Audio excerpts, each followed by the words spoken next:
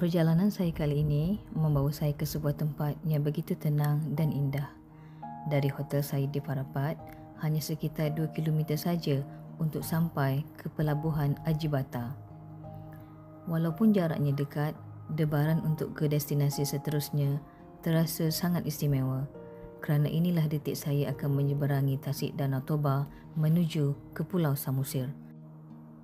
Sepanjang lebih kurang 1 jam perjalanan menyeberang tasik ini, saya disajikan dengan pemandangan yang luar biasa.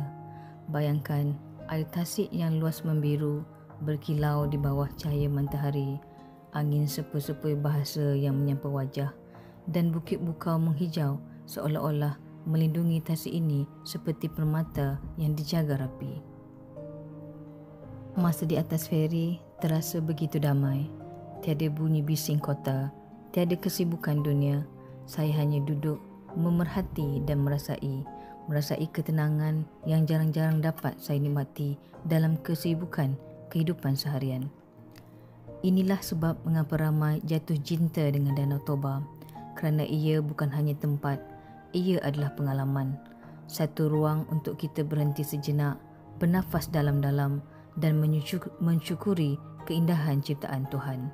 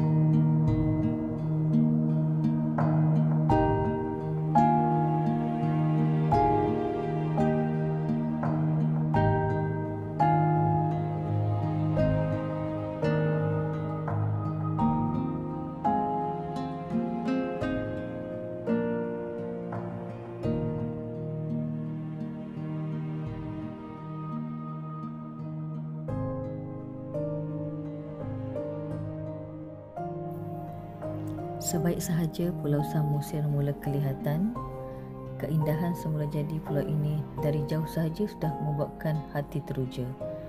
Gunung ganang yang menghijau, rumah-rumah tradisional Batak yang mula kelihatan di tepi tebing, semuanya menambah keterujaan.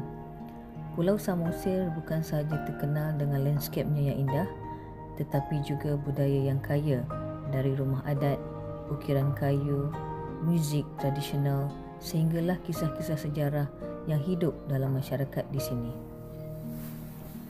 Dan saat feri mula menghampiri jeti di Pulau Samosir, saya tahu pengambaran saya di Danau Toba baru sahaja bermula.